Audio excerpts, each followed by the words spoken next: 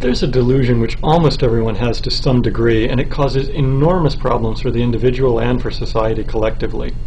When you think about your life and your possessions, would you say that you're wealthy, middle class, lower class? Very few people consider themselves to be fabulously wealthy. And yet if you look at it objectively, compared to almost all of your ancestors and almost everyone else in the world, you're fabulously wealthy. The clothes you're wearing, the uniformity of the threads and the thread count would have made those garments the best clothes on earth a few generations ago. The home that you're living in, I mean, indoor lighting, indoor plumbing, indoor cooling and heating, impossible to even imagine for most of our ancestors, and very few other people in the world have the quality of amenities inside their home that we have.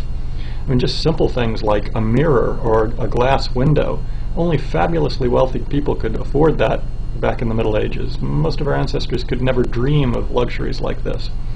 And then when you consider something like a car or a computer, that would have been the most valuable possession on earth just a few generations ago, before they were mass-produced. When you think about how our ancestors really lived, the wealthiest people back in the Middle Ages might own a dozen books, might have read a couple dozen books in their life.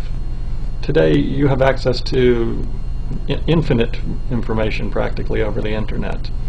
You have the ability to travel around the world, see so many different cultures. That's something that no one could have had access to just a few generations ago without enormous expenditure and basically giving up years of their life and taking enormous risks.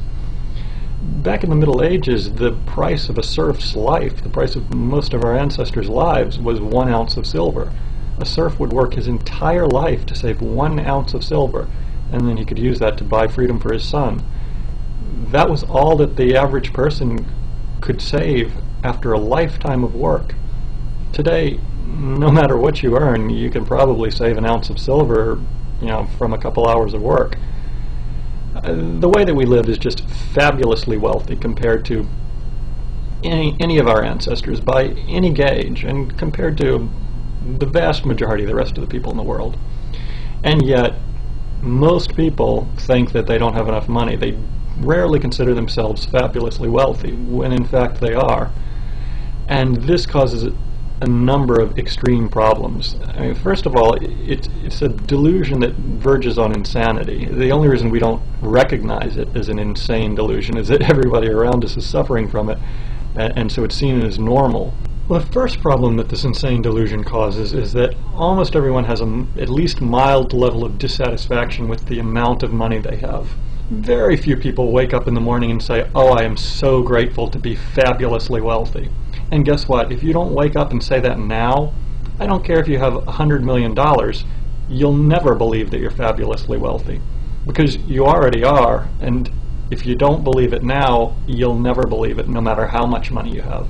You'll always compare yourself to the people that are living around you, and you'll always live around people with the same amount of wealth. You'll tend to gravitate towards them, probably. And you'll always say that I am only average, I don't have enough money. You'll always have a moderate level of dissatisfaction, and there are a lot of people that we consider fabulously wealthy that have this same delusion and this same moderate level of dissatisfaction. More than just a moderate level of dissatisfaction in your life, though, it causes people to lose their entire lives, to be enslaved to this delusion.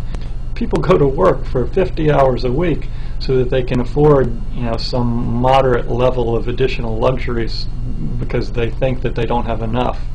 And collectively, our society is depleting the Earth's resources and doing incredible damage because collectively everybody suffers from this insane delusion.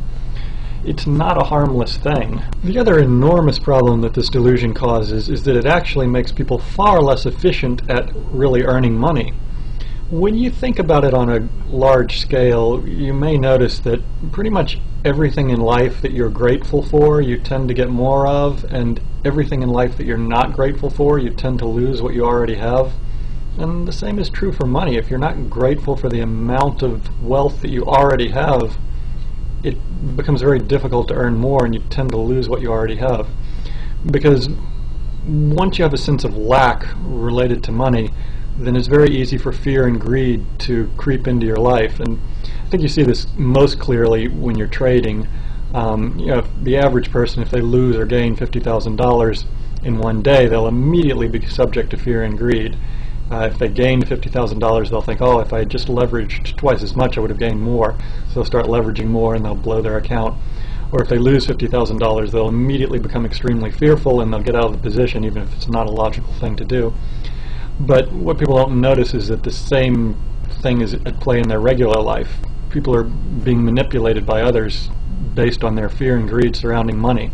When people are doing work that they don't enjoy, it's almost always because they're being ruled by fear and greed, or someone else is playing on their fear and greed. They're staying in a job that they aren't particularly happy with because they're fearful that they won't have a better situation, or they're doing work that they don't enjoy and that isn't really optimal for them because they're greedy and they want the money anyway, rather than simply seeking out whatever type of work is the most efficient way to earn money, the amount of money that they actually need, and the type of work that they actually enjoy.